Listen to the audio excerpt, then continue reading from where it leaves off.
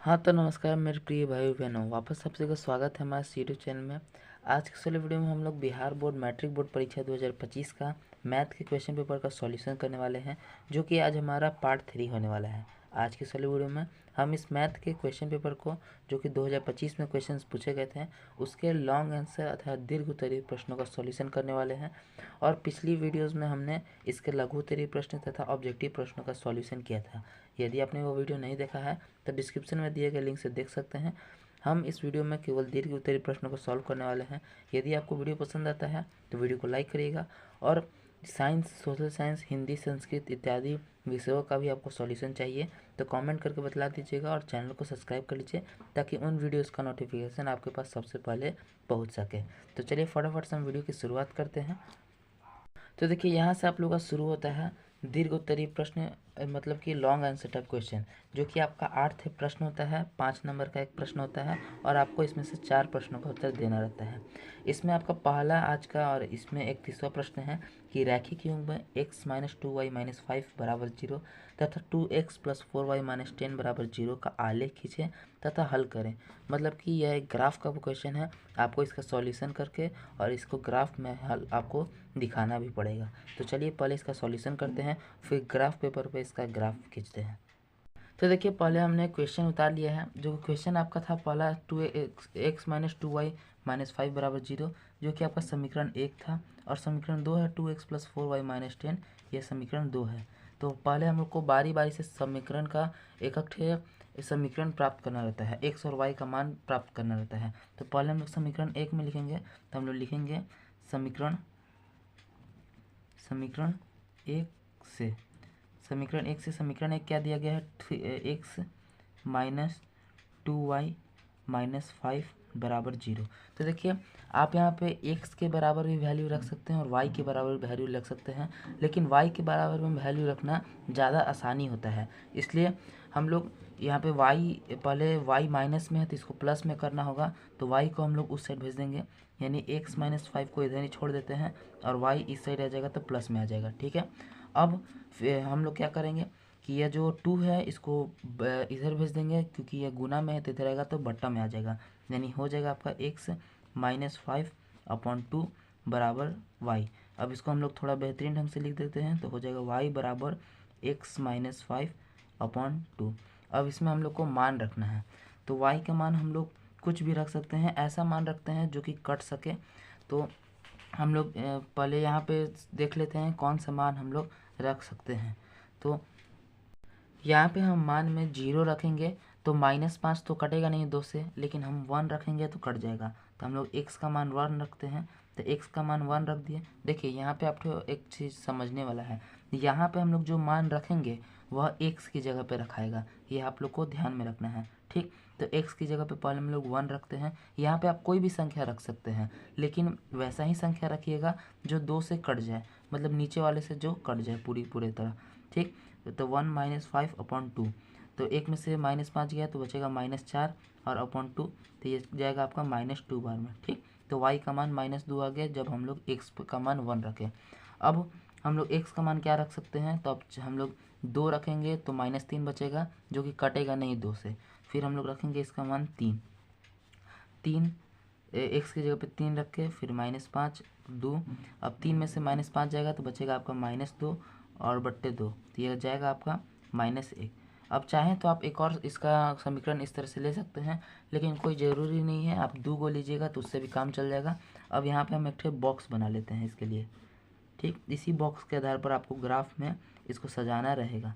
Box में आप लोग को पहले x मान रखना होगा, फिर y मान रखना होगा। ठीक, 2 बार हम लोग लिए हैं।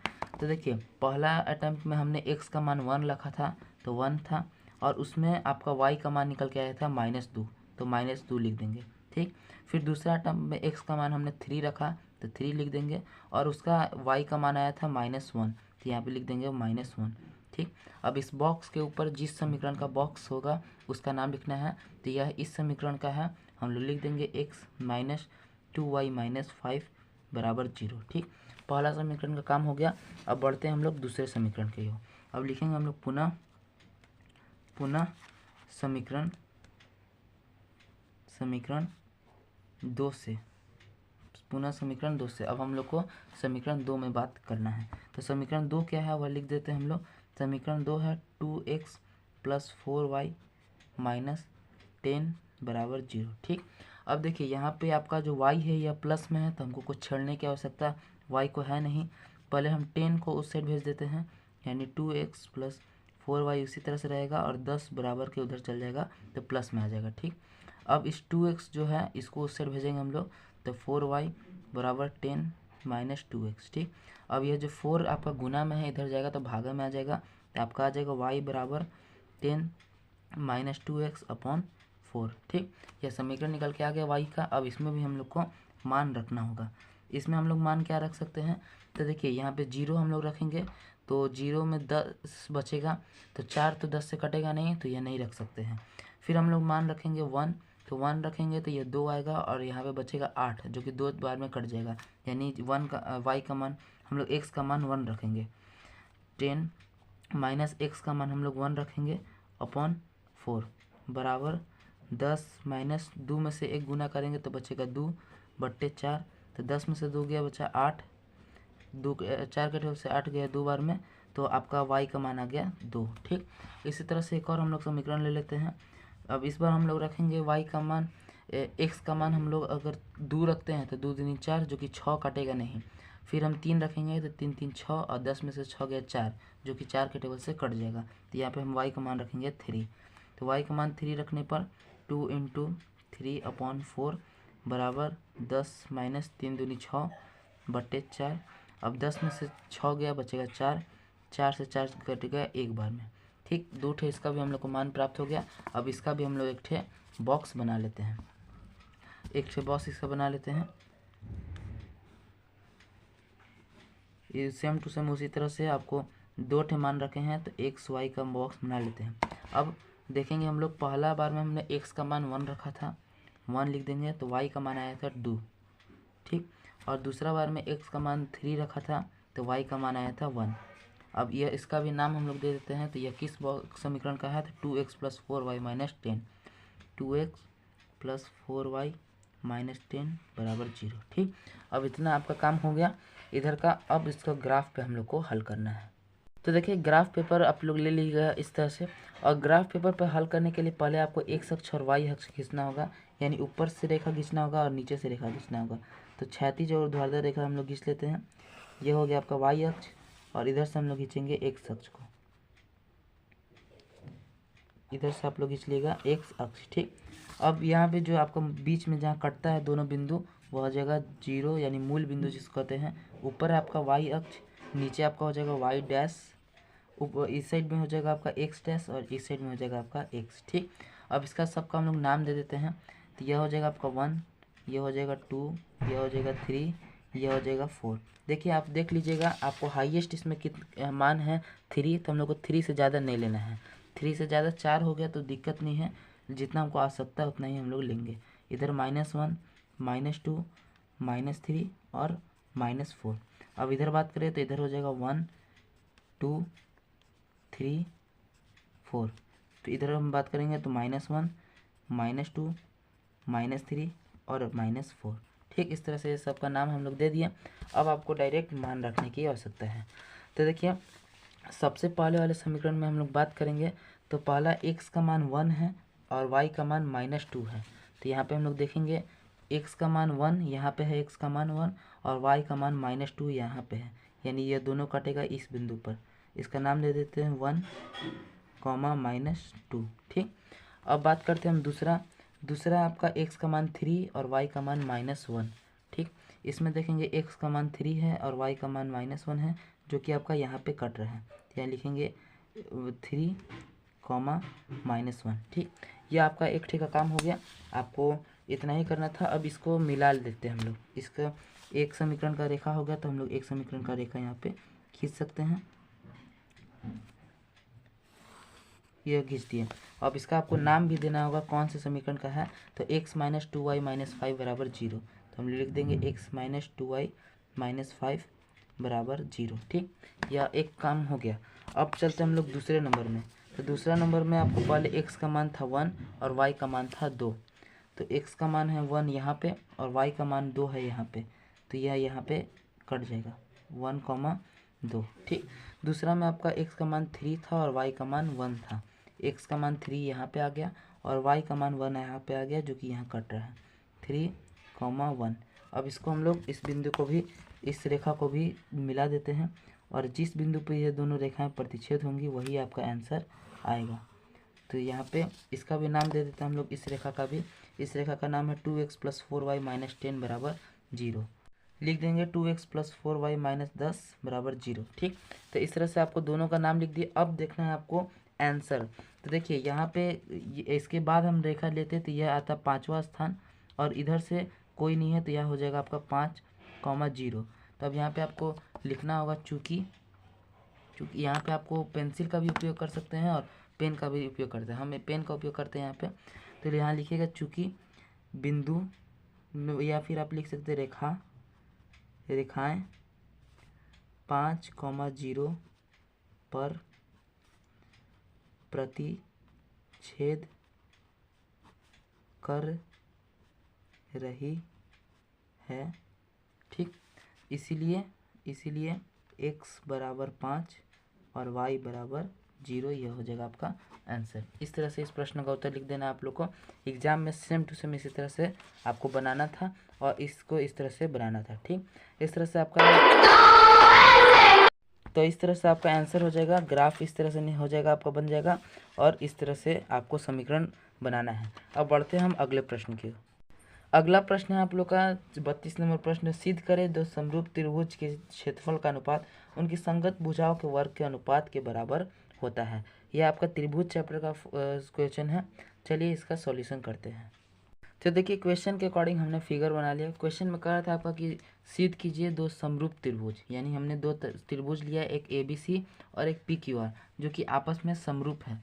समरूप बोले तो इनकी सभी भुजाएं समान अनुपात में है और इनके संगत कोण, देखिए कोण B बराबर होगा कोण Q के, कोण A बराबर होगा कोण P के और कोण C बराबर होगा आप लोग का कोण R के। मतलब समरूप का मतलब यही होता है जिनकी संगत भुजाएं एक ही अनुपात में हो और जिनकी कोण आपस में बराबर हो। ठीक, तो त्रिभुज हमने दो मान लिया। इसमें आपको सिद्ध करना है कि इनके क्षेत्रफल, इस दो समरूप त्रिभुज के क्षेत्रफल का अनुपात, यानी क्षेत्रफल बोले तो त्रिभुज ABC का क्षेत्रफल, एरिया ABC अनुपात एरिया PQR। त्रिभुज, दोनों त्रिभुजों का क्षेत्रफल उनकी संगत भुजाओं के वर्गों के अनुपात के बराबर होते हैं। संगत भुजाएं बोले तो AB का संगत हो जाएगा PQ, यानी AB/PQ के वर्ग का और यही चीज़ आपको सभी भुजाओं पे करना है, यानी AB/PQ हो गया, फिर BC/QR का वर्ग और AC/PR का वर्ग, ये आपको सिद्ध करना है। ठीक, तो इसमें हमको एक रचना मानना होगा, तभी जाके इस क्वेश्चन का सॉल्यूशन होगा। रचना क्या करेंगे हम लोग कि एक AD लंब डाल देंगे इस पे BC पर और PQ पर PM डाल देंगे QR पे लंब। कैसे होगा, तो यहाँ पे से हम लोग डालेंगे एक लंब। रचना में आप कुछ भी कर सकते हैं। ठीक, तो यहाँ पे हमने डाला लंब और एक इसमें भी हम लोग लंब डाल देते हैं, डाल दिया लंब और इसका हम लोग नाम देते हैं S। ठीक, रचना में आपको लिखना पड़ेगा क्या किया आपने, तो हमने AD जो है AD लंब डाला है BC पे एवं PS जो है लंब डाला है QR पे। ये आपको लिखना जरूरी है। ठीक, जितना काम किया है हमने उतना लिख दिया। अब आपको करना है सॉल्यूशन। इसके लिए आपको करना क्या पड़ेगा, पहले तो थोड़ा सा काम स्टार्टिंग में एक समीकरण लेना होगा।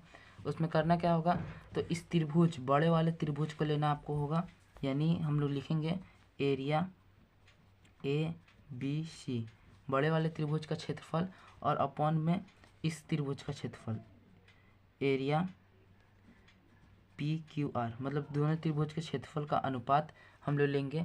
अब क्षेत्रफल का, त्रिभुज के क्षेत्रफल का फॉर्मूला क्या होता है, 1/2 गुने आधार गुने लंब, मतलब शीर्ष से डाला गया लंब। ठीक, उसे वही फार्मूला नीचे भी बैठेगा, 1/2 गुने आधार गुने शीर्ष लंब। ठीक, अब बराबर में सबका मान हम लोग रखेंगे 1/2। अब ABC का आधार क्या है, तो ABC का आधार है BC। आधार का मतलब होता है जिस पर लंब डाला गया है, यानी बी सी आपका आधार है, और इंटू लंब आपका हो जाएगा ए डी। अभी जस्ट हमने लंब डाला है ए डी, तो आपका हो जाएगा ए डी लंब, ठीक। अपॉन में हम लोग लेंगे 1/2 इंटू, इसमें पी क्यू आर में देखेंगे आधार तो क्यू आर है आधार, क्यू आर इंटू इनमें लंब देखेंगे तो पी एस है लंब, ठीक। अब 1/2 को 1/2 से हम लोग काट देते हैं, ठीक है। अब चलते हैं आगे।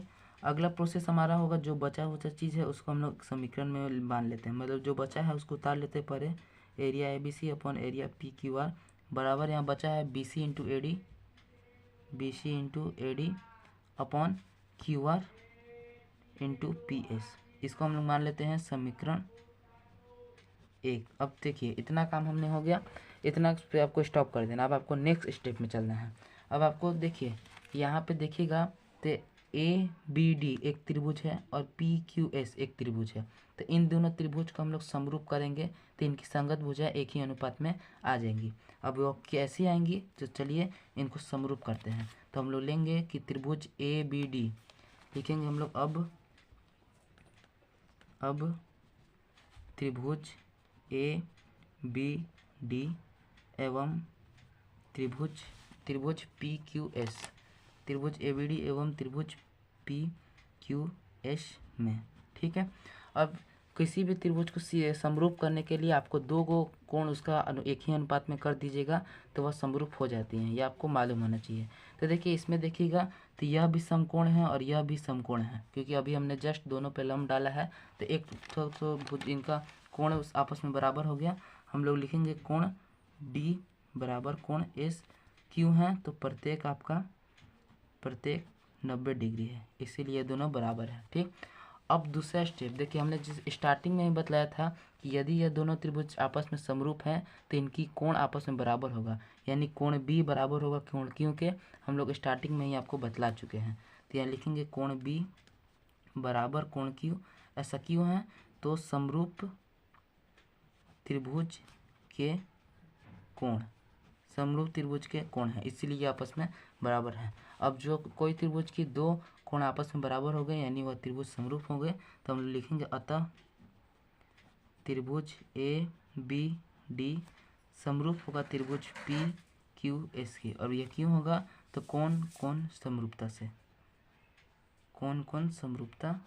से, ठीक। अब देखिए यह हम लोग किए क्यों है, यह आपको समझा देते हैं। देखिए हम लोग को लाना क्या है, पहले समझिएगा।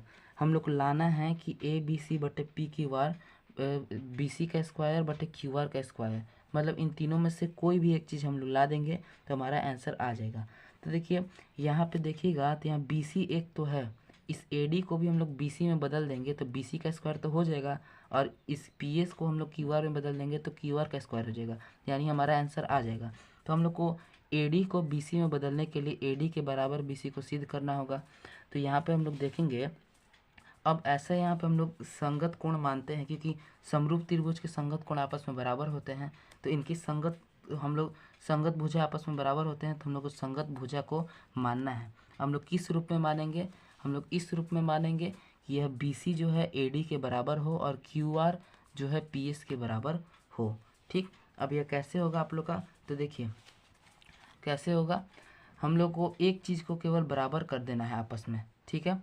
तो हम लोग क्या बराबर करेंगे, यहाँ पे देखिएगा तो ए बी एक आपस में है और पी क्यू आपस में है, तो पहले तो हम लोग लेंगे ए बी बटे पी क्यू, और बराबर में फिर हम लोग लेंगे, देखिएगा तो ये ए डी आपस में है और पी एस आपस में है, तो हम लेंगे ए डी बटे पी एस, ठीक। यह हो गया समीकरण आपका 2 मान लीजिए, ठीक। अब देखिए हम लोग को क्वेश्चन में दिया गया है कि समरूप त्रिभुज समरूप हैं ए बी सी और पी क्यू आर, ठीक।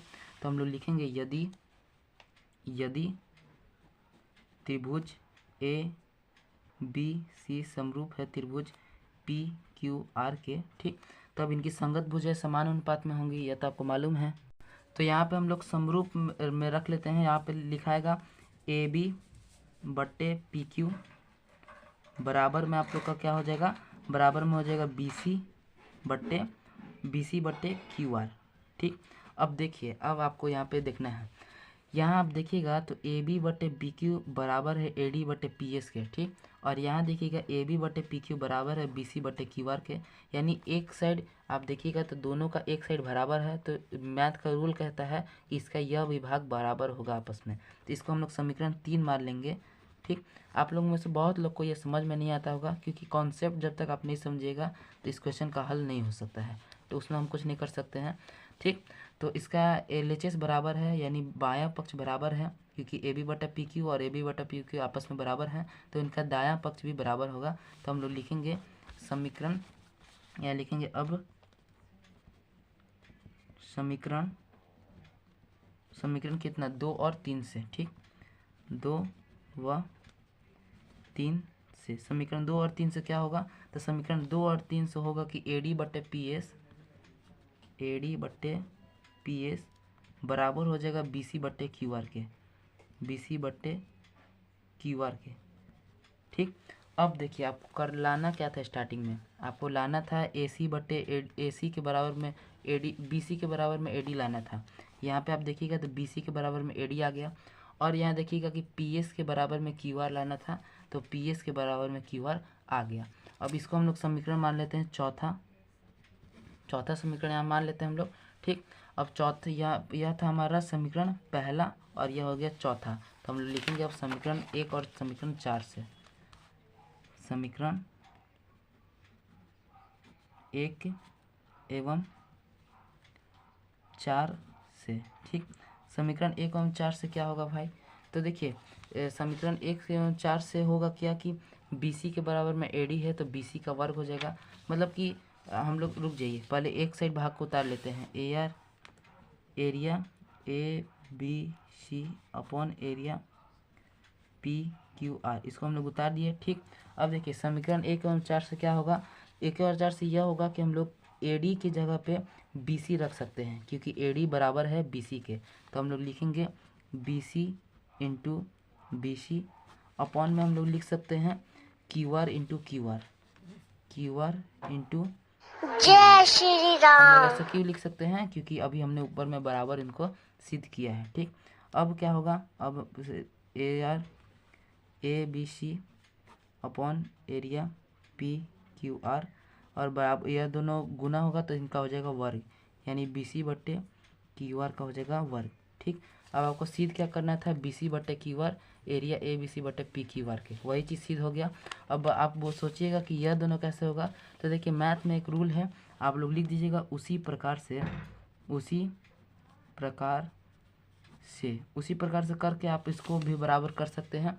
और यह नहीं करिएगा, आप केवल इतना चीज़ लिख दीजिएगा उसी प्रकार से, तो कोई भी एग्जामिनर आपका काटेगा नहीं, और फिर आपको आंसर लिख देना है ABC बटे एरिया PQR बराबर में आपका जो आंसर वो लिखना है, मतलब AB बटे PQ का वर्ग बराबर BC बटे QR का वर्ग बराबर में AC बट्टे PR का वर्ग, और इस तरह से आपका हेंस प्रूव्ड हो जाता है। इसको आपको समझना है तो रिपीट करके वीडियो को देख लीजिएगा, आपको ढंग से समझ में आ जाएगा। वैसे हम एक बार फिर से आपको बतला देते हैं। पहले हमने किया क्या, पहले किया कि दोनों त्रिभुज का पहले क्षेत्रफल निकालना चाहा। त्रिभुज का क्षेत्रफल निकालने के लिए हम लोग फॉर्मूला लगाए 1/2 गुना आधार गुना शीर्षलम। तो हमने 1/2 लिखा, आधार पहला वाला का BC लिखा और शीर्षलम AD लिखा। उसी तरह से दूसरे वाले में आधार QR लिखा और लंब PS लिखा, ठीक। फिर बचे हुए चीज़ को हम लोग समीकरण मान लिए, समीकरण 1। अब जो त्रिभुज छोटे छोटे जो त्रिभुज थे, त्रिभुज ABD और त्रिभुज PQS, इसको समरूप करना चाहा, तो इन दोनों को समरूप करने के लिए हमने दो कोण को बराबर दिखा दिया, जिसमें एक कोण आपका समकोण बराबर था और दूसरा संगत कोण बराबर थे, ठीक। उस हिसाब से यह दोनों त्रिभुज समरूप हो गए और इनकी संगत भुजा को हमने एक ही अनुपात में मान लिया। उसके बाद फिर BC को हमने बराबर किया, BC को बराबर कर दिए AD के, और QR को बराबर कर दिए PS के, जिससे BC का वर्ग हो गया और QR का वर्ग हो गया, और उसी प्रकार से आपका पूरा आंसर सिद्ध हो गया। इस तरह से इस क्वेश्चन का आप लोग हल कर सकते हैं। आप वीडियो पॉज करके इसे उतार लीजिए या इसका स्क्रीनशॉट ले लीजिए। हम बढ़ते हैं अगले प्रश्न की ओर। अगला प्रश्न आप लोग का प्रश्न संख्या 33वां है कि 2 अंकों की एक संख्या का अंकों का योगफल 15 है। अंकों के स्थान को बदलने से प्राप्त संख्या मूल संख्या के 9 अधिक है, संख्या ज्ञात करें। अब इसके लिए आपको समीकरण 2 से बनाना होगा। चलिए इसका क्वेश्चन का सॉल्यूशन करते हैं। तो देखिए क्वेश्चन में आप लोग को कह रहा है कि 2 अंकों की एक संख्या है, मतलब कोई संख्या है जिसकी अंक 2 अंक है, मतलब मान के चलिए वह संख्या है 18। हम अनुमान ऐसी बता रहे हैं एग्जाम्पल में। तो इसमें आप लोग को दोनों अंकों को ज्ञात करना है इसकी संख्या के। तो इसमें पहला अंक जो होगा इकाई अंक होगा, तो इकाई अंक मान लिया हमने x, और दूसरा जो अंक होगा वह होगा दहाई अंक, जिसको हम मान लिए हैं y। ठीक, x और y मान लिए। अब इसमें आपको दो स्थिति दे रहा है। पहला स्थिति तो दे रहा है कि दोनों संख्या के अंकों का योगफल 15 है, यानी दोनों अंक हमने x और y माना है, यानी इन दोनों का योगफल x प्लस वाई बराबर हो जाएगा आपका 15। ठीक, यह समीकरण 1 मान लेते हैं हम लोग। ठीक, अब दूसरा स्थिति कह रहा है आप लोग का कि अंकों के स्थान को बदलने पर प्राप्त संख्या मूल संख्या के 9 अधिक है। पहले तो हमको मूल संख्या ज्ञात करना होगा। तो देखिए जब दहाई अंक y है तो हमारा मूल जो संख्या होगा, हम यहाँ साइड में लिखते हैं, मूल संख्या होगा आपका, मूल संख्या होगा 10y प्लस एक्स। क्यों ऐसा क्यों होगा? क्योंकि दहाई अंक y है, तो इसीलिए दहाई अंक को पहले हम 10 साथ रखेंगे, और x इकाई अंक है तो यह बाद में आपका रहेगा। ठीक, तो इसको हम लिखने का आवश्यकता नहीं, आपको यह ब्रैकेट में रहेगा। तो क्वेश्चन में कह रहा है कि यदि संख्या का कह रहा है कि अंकों के स्थान को बदलने पर प्रश्न संख्या, यानी अंकों का स्थान हम लोग को बदल देना है, यानी जहाँ x है वहाँ y रखना है, जहाँ y है वहाँ x रखना है, यानी 10y जहाँ है वहाँ x रख देंगे, और जहाँ x है वहाँ पे y रख देंगे। ठीक, 10x प्लस वाई कह रहा है। उसके बाद देखिए कि अंकों के स्थान बदलने पर प्राप्त संख्या मूल संख्या के 9 अधिक है। ठीक, तो यह जो संख्या प्राप्त होगा यह मूल संख्या का, मूल संख्या था हमारा 10y प्लस एक्स, यह हमारा मूल संख्या था यहाँ पे। ठीक, इससे 9 अधिक है, यानी प्लस 9 कर देना आपको। अब इसका भी एक समीकरण हम लोग बना लेते हैं। तो x वाला स्थान x जगह रख लेते हैं, यानी 10x, या जो x इधर प्लस में इधर आएगा तो माइनस में हो जाएगा, माइनस एक्स प्लस y का y छोड़ देते हैं, और माइनस ये जो 10y है इधर आएगा तो माइनस में हो जाएगा, और बराबर में आपका 9 छोड़ देते हैं। ठीक है, अब यहाँ पे 1 छुपा हुआ है तो 10 में से 1 गया आपका 9x हो गया, प्लस यहाँ पे 1 छुपा हुआ है, प्लस माइनस माइनस हो जाएगा, और माइनस का चिन्ह बड़ा है इसलिए यहाँ पे माइनस में 9y हो जाएगा, बराबर में 9। ठीक, अब यहाँ पे देखिएगा कि 9 यहाँ भी है, 9 यहाँ भी है, तो 9 हम लोग कॉमन ले सकते हैं। कॉमन मतलब कि जो सामान्य दोनों संख्या में होता है उसको बाहर निकाल लेते हैं। तो हमारा आएगा x plus minus minus y बराबर 9। अब इस 9 से 9 कट गया तो बचेगा x, तो हमारा x माइनस वाई बराबर आ गया 1। ये हो गया समीकरण 2। ठीक, समीकरण 1 हो गया, समीकरण 2। अब समीकरण 1 में से समीकरण 2 को हम लोग को घटाना है, तो लिखेंगे हम लोग समीकरण 1 में 2 को घटाने पर। ठीक, तो पहले समीकरण 1 क्या है, x प्लस वाई बराबर 15, यह है आपका समीकरण 1। और समीकरण 2 क्या है, x माइनस वाई बराबर 1। ठीक है, अब जहाँ इसको हम लोग को घटाना है तो x से x चल गया, यहाँ पे आ गया आपका माइनस है, तो यहाँ माइनस रखें तो माइनस माइनस प्लस हो जाएगा, तो ये हो जाएगा आपका 2y बराबर, इसको घटाएंगे तो आपका 14, तो यह 2 से 14 गया 7 बार में, तो y का मान आ गया आपका 7। ठीक, y का मान आ गया 7। ठीक, अब आपको ज्ञात करना है x का मान। ठीक, x का मान ज्ञात करने के लिए हम लोग लिखेंगे क्या, y का मान समीकरण 1 या समीकरण 2, कोई भी समीकरण में आप लोग रख सकते हैं। यहाँ पे हम लोग किसी भी समीकरण में रख सकते हैं, समीकरण 1 में रखते हैं। y का मान समीकरण 1 में रखने पर, y का मान समीकरण 1 में हम लोग रखेंगे। y का मान कितना है, 7 आया है। समीकरण 1 क्या था आप लोग का, x प्लस वाई जय श्री राम। तो x की जगह पे x छोड़ देते हैं, प्लस y का मान 7 आया है, 7 बराबर 15। ठीक, अब x बराबर में 15 में से 7 इधर जाएगा तो 7 जाएगा, तो 8 आएगा आपका, 8 7 15, तो x का मान आप लोग का निकल के आ गया 7। अब देखिए यहीं से आपका आंसर नहीं हो जाता है। अब आपको यह जो मूल संख्या हमारा था इसमें x और y का मान रख देंगे तो आपका संख्या प्राप्त हो जाएगा। ठीक है, तो मूल संख्या आपका क्या है, हम लोग लिख सकते हैं, यहाँ पे जगह नहीं है तो मूल संख्या आपका था क्या, 10y प्लस एक्स। ठीक, अब इसमें y का मान रख देंगे तो 10 इंटू वाई का मान है आपका 7, प्लस x का मान है आपका 8, ठीक, 10 में से 10 गुने 7 करिएगा 70 प्लस 8 बराबर आ गया 78। तो आपका जो संख्या ज्ञात करना था आप लोग लिख सकते हैं, अतः वह संख्या 78 है। संख्या आप लोग को ज्ञात करना था और संख्या आप लोग का निकल के आगे यही हो जाएगा आपका आंसर। इस तरह से आप प्रश्न संख्या 33 का हल कर सकते हैं। आशा करते हैं कि आपको समझ में आ गया होगा। नहीं समझ में आया होगा तो वीडियो को रिपीट कर सकते हैं, आप लोग को ढंग से समझ में आ जाएगा। बढ़ते हैं हम अगले प्रश्न की ओर। आपका अगला प्रश्न है प्रश्न संख्या 34 की। एक दिए गए त्रिभुज ABC की समरूप किसी त्रिभुज की रचना करें जिसकी भुजाएं संगत भुजाओं के 5:3 हो। मतलब कि आपको यह रचना का क्वेश्चन है और एक त्रिभुज बनाना है जिसके समरूप 5/3 अनुपात में विभाजित करने वाली एक और त्रिभुज की रचना करना है। काफ़ी सिंपल प्रश्न है, चलिए इस प्रश्न का हल करते हैं। तो देखिए आपको क्वेश्चन में कह रहा है दिए गए त्रिभुज की रचना करें, मतलब त्रिभुज बनाना है आपको, लेकिन कोई अनुपात नहीं दिया गया कि कितना माप में बनाना है। तो यानी रैंडमली हम लोग कोई एक त्रिभुज के बना लेते हैं। यहाँ पे कोई भी माप उसका हो सकता है, आप छोटा बनाइए या बड़ा बनाइए, कोई भी त्रिभुज बना लीजिए। तो हम यहाँ पे एक त्रिभुज बना लेते हैं।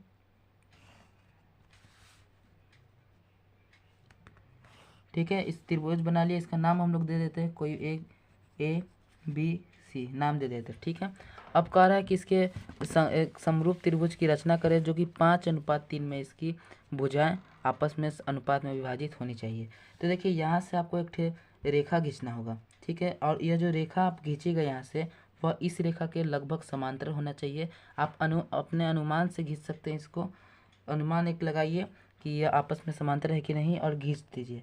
ठीक, हमने खींच दिया और इसका नाम देते हैं हम लोग x। ठीक, अब क्या करना है आप लोग को, अब लेना है आपको प्रकार को एक साइज पे, कोई भी साइज पे आप सेट कर सकते हैं। आप छोटा सेट करिएगा तो छोटा आपको जगह कम लेगा, बड़ा सेट करिएगा तो जगह ज़्यादा लगेगा। अब देखिए यहाँ पे कहा जा रहा है क्वेश्चन में कि 5:3 में विभाजित करना है, यानी हाईएस्ट मान यहाँ पे 5 है तो आपको 5 बार यहाँ पे काटना है। कैसे काटना है तो देखिए इसको उल्टा कर लेते हैं हम लोग। यहाँ पे यह जो चौक है इसको यहाँ इस बिंदु पर रख देते हैं और इससे एक बार काट देते हैं। ठीक, अब इस कटान बिंदु पर रख के फिर एक बार काट देते हैं, फिर इस कटान बिंदु पर रखते हैं और फिर एक बार काट देते हैं। फिर इसी तरह से प्रोसेस को आपको 5 बार दोहराना है क्योंकि यहाँ पे हाईएस्ट मान आप लोग को 5 कहा जा रहा है। ओके, 1 2 3 4 5 हो गया 5। अब इसका हम लोग नाम देते हैं A1, चूँकि यह A से आया है इसलिए A1, A2, A3, A4, A5। अब आप पूछिएगा कि इसका नाम क्यों दे रहे हैं हम, तो चूंकि आपको रचना बना रहे हैं तो रचना का चरण भी लिखना रहता है कि आपने इस रचना में क्या क्या किया है।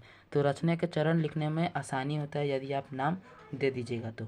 अब कह रहा है आप लोग का कि 5/3 गुनी है। 5 अगर ऊपर हाईएस्ट मान है यानी यह जो 3 है यह 5 से कम है, नीचे वाला चीज़ यदि कम होता है तब यह जो रचना है इसके लिए आपको थोड़ा सा एक्स्ट्रा त्रिभुज से निकालना रहता है। पहले तो हम इसको 3 से मिला लेंगे। तो देखिए नीचे में आपको 3 दिया गया है तो ये जो A3 है आप लोग का इसको C से आपको मिला देना है। तो A3 को C से मिला लेंगे हम लोग। ठीक है, AC को C से मिला दिया। अब क्या करना है आपको, अब इसको A5 जो है, क्योंकि आपको 3/5 अनुपात में विभाजित करना है इसलिए A5 को भी हम लोग को इधर मिलाना होगा। अब कहाँ मिलाइएगा आप, तो उसके लिए आपको एक काल्पनिक रेखा यहाँ पे खींचना होगा। तो इसके एक काल्पनिक रेखा खींच देते हैं और काल्पनिक रेखा थोड़ा छोड़ छोड़ के खींचना चाहिए, कट रेखा। ठीक, इस तरह से रहता है। इसका हम लोग नाम देते हैं कुछ भी D नाम दे देते हैं हम लोग इसका। ठीक, काल्पनिक रेखा D खींचे। अब इस A5 को यहाँ पे किसी भी स्थान पर करना है, लेकिन यह जो रेखा है इसके समांतर होना चाहिए। मतलब कि हम लोग एक यहाँ पर से रेखा खींचेंगे इस CD पर, यहाँ से रेखा खींचेंगे जो कि इसके समांतर बस होना चाहिए। आपका यह जो रेखा है इसके समांतर होना चाहिए। आप किसी भी स्थान पर खींचें लेकिन इसके समांतर आपका होना चाहिए। ठीक, तो यहाँ से हमने खींचा एक रेखा, ये गया, ये हो गया आपका। इसका हम लोग नाम दे देते हैं E, इसका नाम दे दिया हम लोग E। अब क्या करना है आपको, तो अब यहाँ से एक काल्पनिक रेखा खींचना है। यहाँ से एक काल्पनिक रेखा खींच दिया, इसका भी कुछ नाम हम लोग को देना होगा तो इसका नाम दे देते हैं हम लोग F। ठीक है, इसका नाम दे दिया हम लोग F। अब जिस तरह से यहाँ खींचे हैं, यहाँ से आपको यहाँ पे खींचना है और जो इसके समांतर आपका होना चाहिए। तो यहाँ से हम लोग खींच लेते हैं, ये गया यहाँ से और इसको खींच दिए, ये गया। अब आपका त्रिभुज रचना पूरी तरह से रेडी हो गया है। अब आप बोलिएगा कि त्रिभुज कहाँ है, तो ये जो ए एफ और ई जो है यही आपका त्रिभुज है, जो कि ABC के संगत भुजा को 5:3 में विभाजित कर रहा है। क्वेश्चन में आपको कहा गया था कि त्रिभुज ABC हमने बनाया एक त्रिभुज, इसके समरूप एक और त्रिभुज की रचना करें जो इसकी संगत भुजा को 5:3 में विभाजित कर रहा है। तो हम एक और त्रिभुज बनाए जो कि AFE है, जो कि 5:3 में इसकी रेखाओं को विभाजित कर रहा है। अब आपको लिखना है रचना के चरण। तो रचना के चरण में जो भी चीज़ आप यहाँ पर किए हैं उस चीज़ को लिख देना रहता है। तो चलिए हम सभी चीज़ों को लिख देते हैं। तो यहाँ पे हमने लिख दिया है रचना के चरण। रचना के चरण में हमने बतलाया जो चीज़ आपको ने किया है इसमें वह लिखना है। तो पहले तो हमने एक त्रिभुज ABC बनाए थे जो कि हमने लिख दिया। उसके बाद हमने क्या किया था, उसके बाद हमने A को X तक बढ़ाया था और A1 A2 A3 A4 A5 काटा था। तो हमने लिख दिया कि A को X तक बढ़ाकर समान दूरी पर A1 A2 A3 A4 इस तरह से काटा। ठीक, अब उसके बाद हमने क्या किया था, तो उसके बाद हमने ये जो AC है इसको D तक बढ़ाया था और ये जो AF AB है इसको F तक बढ़ाया था। तो हमने लिख दिया कि AC को D तक एवं AB को F तक बढ़ाया। ठीक है, अब उसके बाद हमने क्या किया था, A3 को हम लोग C से बढ़ाए थे C तक। तो हमने लिखा कि A3 को C तक मिलाया, C से मिलाया। फिर उसके बाद हमने लिखा था किया था कि A5 को E से मिलाया था और E को F से मिलाया था। तो हमने लिख दिया कि क्रमशः A5 को E से एवं E को F से मिलाया। और इस प्रकार से हमें त्रिभुज ABC समांतर AF के प्राप्त हुआ जो कि 5:3 में विभाजित है। इस तरह से यह जो रचना आप लोग का कंप्लीट होता है और 34 नंबर क्वेश्चन का भी सॉल्यूशन हो जाता है। बढ़ते हैं हम अगले प्रश्न की ओर। अब हम बात करते हैं अगले प्रश्न की। प्रश्न संख्या 35 से सिद्ध करें tan theta upon 1 - cot theta plus cot theta upon 1 - tan theta equal to 1 + tan theta plus cot theta. यह त्रिकोणमिति का सवाल है आपको। चलिए इसका सॉल्यूशन करते हैं। तो चलिए इस प्रश्न का सॉल्यूशन करते हैं। इसमें LHS में आपका दिया गया tan theta upon 1 - cot theta plus cot theta upon 1 - tan theta.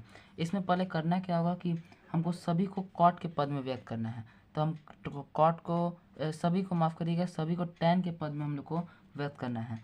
तो cot को tan के पद में व्यक्त करने के लिए 1/tan थीटा का फॉर्मूला लगेगा। कैसे लगेगा, तो चलिए tan को tan हम लोग लिख देते हैं, tan theta upon 1 minus cot theta को हम लोग लिख सकते हैं 1/tan थीटा। ये फार्मूला है, आपको यह मालूम होना चाहिए तभी आप क्वेश्चन सॉल्व कर पाएंगे। यहाँ भी cot थीटा को हम लोग लिख देंगे 1/tan थीटा बटे हुए 1 - tan थीटा। ठीक, अब यहाँ पे मेंशन हम लोग कर देते हैं कि यहाँ पे हमने क्या किया है, चूँकि cot थीटा बराबर होता है 1/tan थीटा के। ये हमने यहाँ पे काम किया है और जो चीज़ हमने लिख दिया। ठीक, इतना कर दिया हमने। अब यह जो ये इसको बटा बका जोड़ करना होगा जहाँ जहाँ हमने इस स्थान पर। तो tan थीटा को tan थीटा छोड़ देते हैं हम लोग, tan थीटा बटे में बटा बका जोड़ करना है। तो tan का गुना tan से होगा तो tan का tan ही रहेगा, tan थीटा माइनस tan का tan गुना tan से तो बचेगा 1 प्लस 1/tan थीटा अपॉन में 1 - tan थीटा।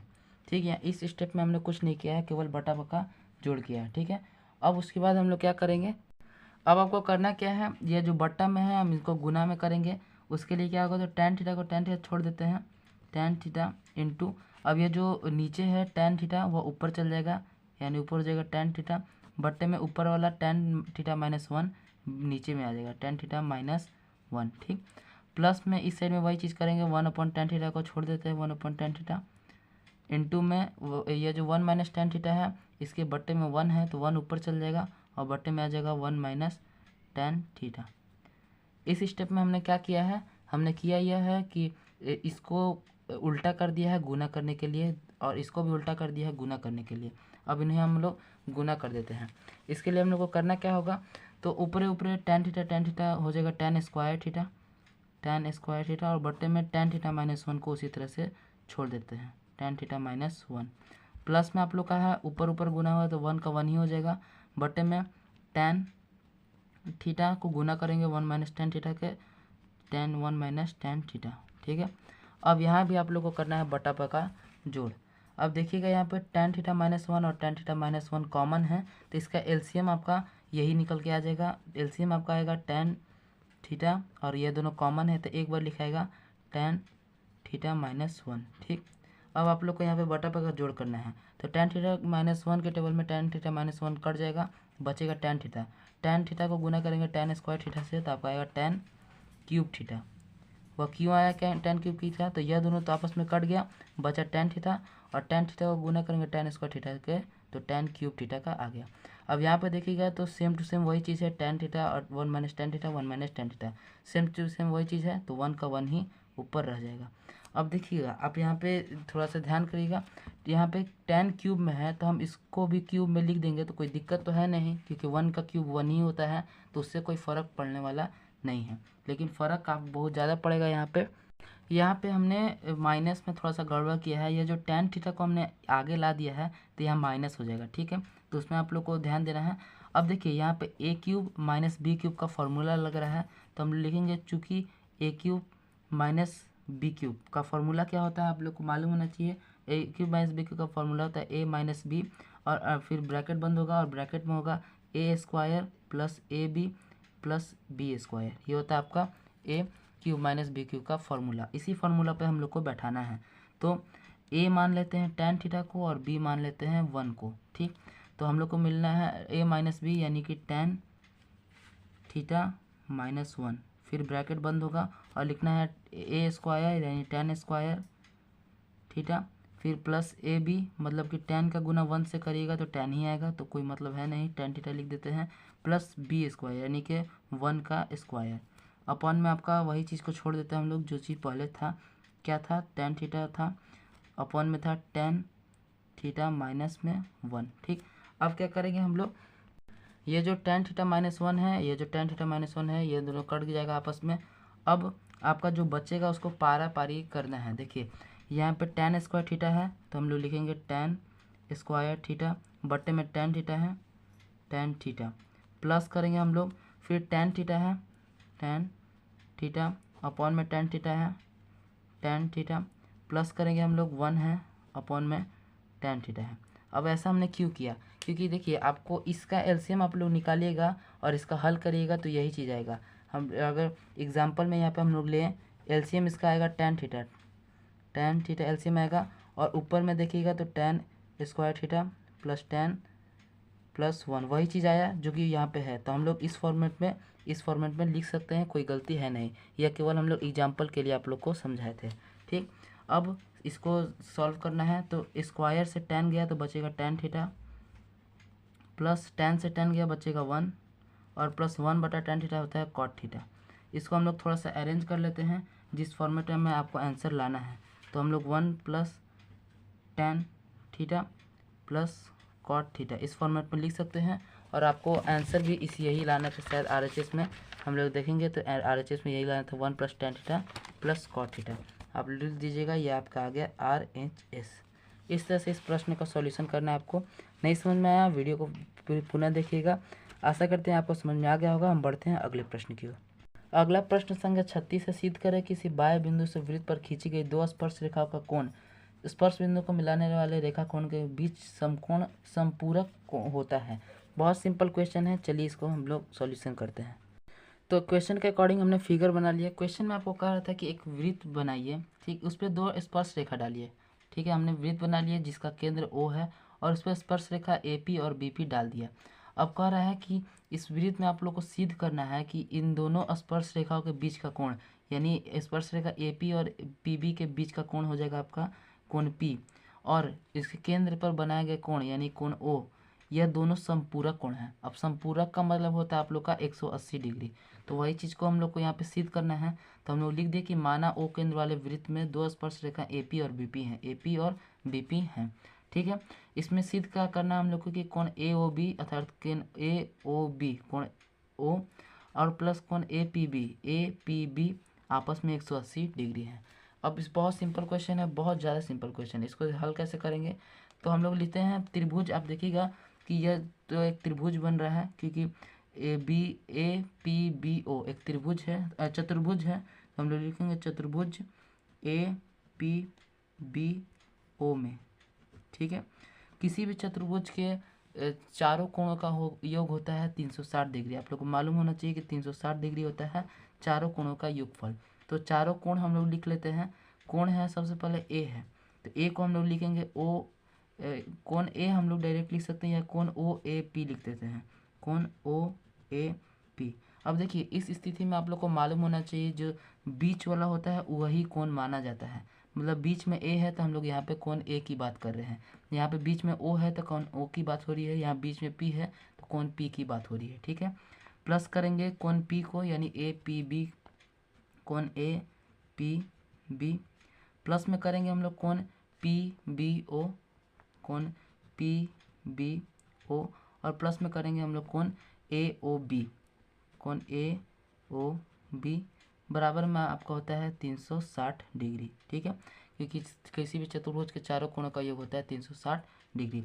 अब देखिए कोण आप लोग को मालूम होना चाहिए कि स्पर्श रेखा जो होती है वह वृत्त पर समकोण अंतरित करती हैं, यह कॉन्सेप्ट है आप लोग को मालूम होना चाहिए।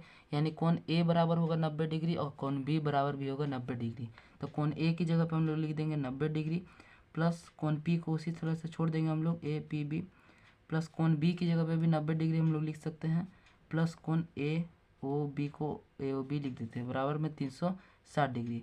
अब यहाँ पे आप लोग साइड में लिख सकते हैं चूंकि स्पर्श रेखा वृत्त पर समकोण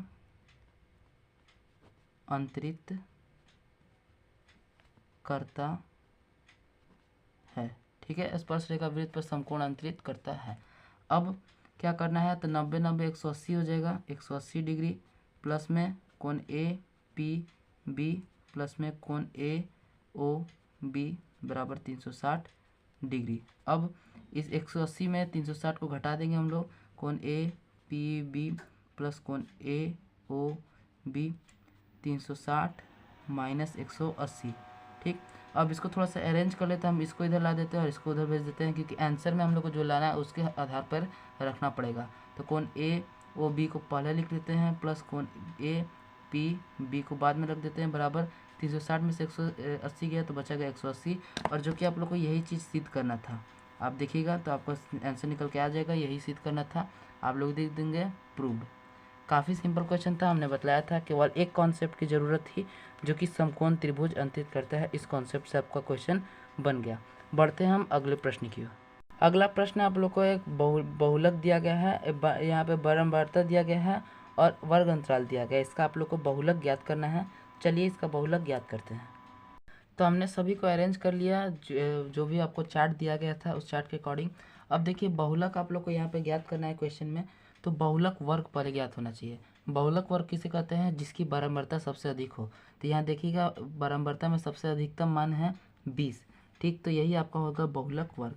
अब बहुलक वर्ग आप लोग को मालूम हो गया तो हम लोग लिख देंगे बहुलक वर्ग है आप लोग का 40 और 50 है। ठीक, अब आपको इन चीज़ों का मान ज्ञात होना चाहिए, तभी आप फॉर्मूला पे लगा सकते हैं। तो एल होता है आपका बहुलक वर्ग की निम्न सीमा।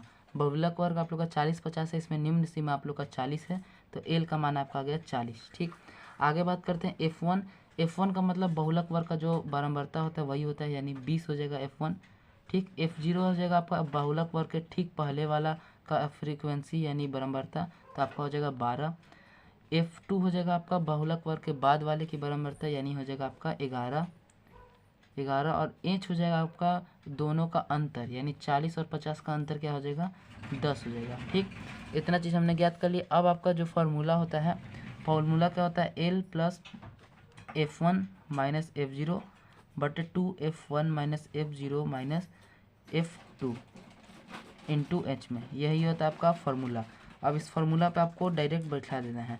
L का मान आपका 40 है, 40 लगा देते हैं, प्लस में F1 का मान 20 है, माइनस में F0 का मान है 12, अपॉन में हम लोग रख दे 2F1 F1 का मान है 20, 2 इंटू 20 माइनस F0 का मान कितना है? 12 है, इंटू F2 का मान है 11, इंटू में हम लोग रखते हैं H का मान है आपका 10। ठीक, बराबर 40 का 40 छोड़ देते हैं, प्लस में रहेगा यहाँ पे 20 में से 12 गया 8, बटे में हम लोग रख देंगे 20 दूनी 40 माइनस, और यहाँ पे माइनस में है थोड़ा मिस्टेक हो गया है, तो माइनस माइनस प्लस हो जाएगा, तो ये 2 1 3 आ जाएगा आपका 23 इंटू 10। अगले स्टेप की ओर हम बढ़ते हैं आगे। 40 का 40 छोड़ देते हैं, प्लस में 8 बटे 40 में से 23 घटाएंगे, तो 40 में से 23 घटाएंगे तो यहाँ आएगा आपका 7, ये हो जाएगा 3 में से गया 17 इंटू 10, ठीक है। अब इसको आप लोगों को करना है कटाना है, या फिर आप बट्टे पे का जोड़ भी कर सकते हैं। देखिए अब आपको करना क्या है, यहाँ पे हम इसको गुना कर देते हैं। 40 प्लस 10 में से गुना करेंगे 8 को तो आपका आएगा 80, भागा देंगे 17 से। तो 80 को जब आप 17 से भागा देंगे तो अप्रॉक्स में आपका आ रहा है 4.7 करके कुछ आएगा, ठीक है। अब इसको जोड़ देंगे 40 प्लस 4.7 इक्वल टू आपका हो जाएगा 44.7। यही हो जाएगा आपका आंसर, बहुलक आएगा 44.7। इस तरह से इस प्रश्न का हल हो गया। बढ़ते हैं हम आपके लास्ट क्वेश्चन की ओर। आपका अंतिम क्वेश्चन है कि एक बहुमंजिला भवन से के शिखर से देखने पर 8 मीटर ऊंचे भवन के शिखर एवं तल का अनुमान कोण 30 डिग्री और 45 डिग्री है, तो बहुमंजिला भवन की ऊंचाई और दोनों भवन के बीच की दूरी ज्ञात करें। चलिए इस प्रश्न का हल करते हैं।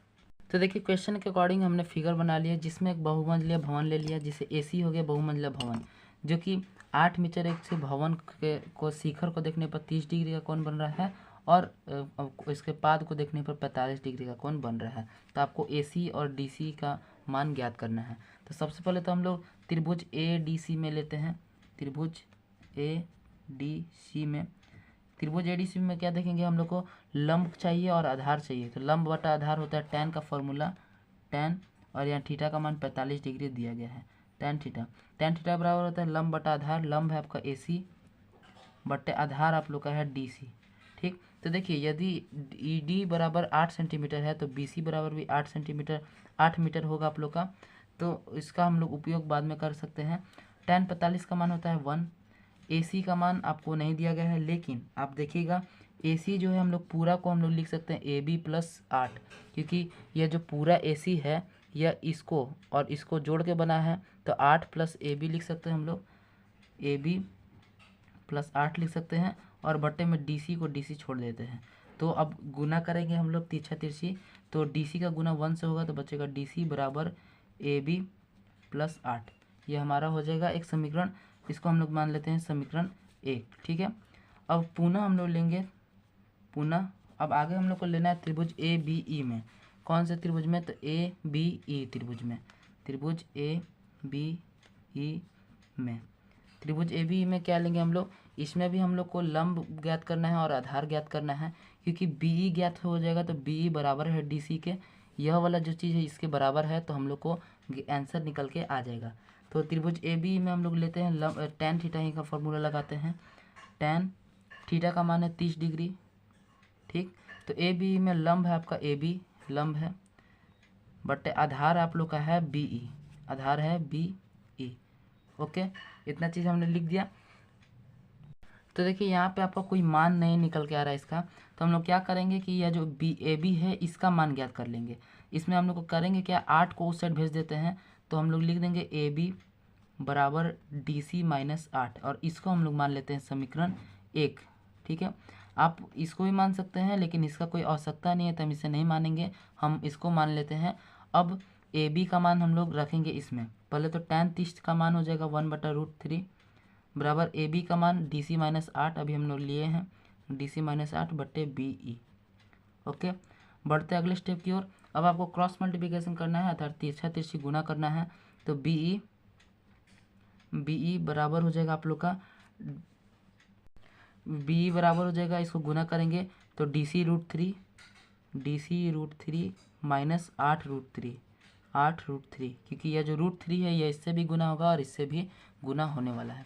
अब आगे बढ़ते हैं अगले स्टेप की ओर। देखिए यहाँ पे आप देखिएगा तो ये जो BE है यह इसके बराबर है, DC के बराबर है। तो हम लोग BE की जगह पर DC लिख सकते हैं। तो हम लोग लिखेंगे DC बराबर DC√3 माइनस 8√3। अब ये क्यों हुआ, तो हम लोग लिख देंगे चूँकि BE बराबर है DC के, ओके। बढ़ते अगले स्टेप की ओर। अब ये जो DC है DC को एक साइड रख देंगे, तो DC माइनस DC√3 बराबर 8√3, माइनस में यहाँ पे 8 है तो माइनस में 8√3, या तो फिर आप 8 प्लस भी लिख सकते हैं माइनस में, क्योंकि रूट के बराबर दोनों समान मान होता है।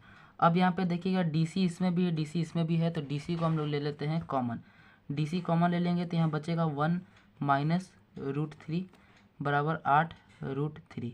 अब देखिए अब इसको हम लोग भेज देते हैं, यहाँ पे गुना में है तो इधर जाएगा तो भागा में चल जाएगा, तो आपका आ जाएगा DC बराबर 8√3 अपॉन में हो जाएगा 1 माइनस रूट थ्री, गुना में ऊपर जाएगा 1 माइनस रूट थ्री बट्टे 1 प्लस में रूट थ्री, 1 प्लस में रूट थ्री।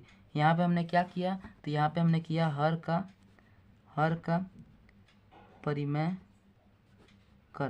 यहाँ पे हमने हर का परिमेयकरण किया, तब जाके यह चीज़ प्राप्त हुआ। ओके, अब आपको यहाँ पे करना है कुछ नहीं है, करना है केवल गुना भागा। अब इसको 8√3 को गुना करेंगे हम लोग 1 से, तो यहाँ पे आपका 8√3 ही आ जाएगा, 8√3, और फिर माइनस में है, फिर 8√3 को गुना करेंगे √3 से, तो 3 3 1 3 निकल जाएगा और 8 3 24 हो जाएगा।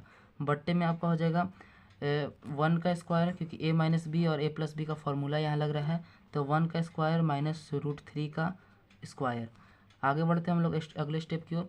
तो यहाँ पे देखिएगा, तो 8 इसमें भी है, 8 इसमें भी है, तो हम लोग 8 कॉमन ले सकते हैं, क्योंकि 8 3 24 होता है, तो 8 कॉमन निकलेंगे तो √3 माइनस यहाँ पे बचेगा 3, क्योंकि 8 3 24 होता है। बट्टे में 1 का स्क्वायर 1 निकल जाएगा और √3 का स्क्वायर निकल जाएगा 3, 3 में से 1 घटाएंगे तो बचेगा आपका 2। अब चूंकि आप लोग यहाँ पे देखेंगे, यहाँ पे माइनस में था, तो यह भी माइनस में रहेगा, और यहाँ भी माइनस में माइनस माइनस कट जाएगा। अब 2 के टेबल से 8 जाएगा 4 बार में, तो यहाँ बचेगा 4 √3 माइनस 3, और यह था DC का मान, DC का मान।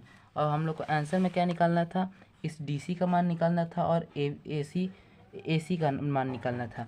तो देखिए यहाँ पे आप देखे थे कि AC बराबर था DC के, तो DC का तो मान हमारा इतना निकल गया, तो हम लोग लिख देंगे, इसीलिए AC बराबर भी हो जाएगा 4 √3 माइनस 3। और इस प्रकार से इस प्रश्न का उत्तर आप लोग का निकल के आ गया। और इस तरह हमने इस क्वेश्चन पेपर को पूरी तरह से सॉल्व कर लिया। इसका ऑब्जेक्टिव, सब्जेक्टिव, दीर्घ, लघु सब चीज़ को सॉल्व कर लिया। सब 2 पिछले वीडियोस का डिस्क्रिप्शन में लिंक मिल जाएगा। और नेक्स्ट कौन सा सब्जेक्ट का सॉल्यूशन चाहिए डिस्क्रिप्शन में कमेंट में ज़रूर बताइएगा। हम मिलते हैं आपसे अगले वीडियो में, तब तक के लिए जय हिंद, जय भारत।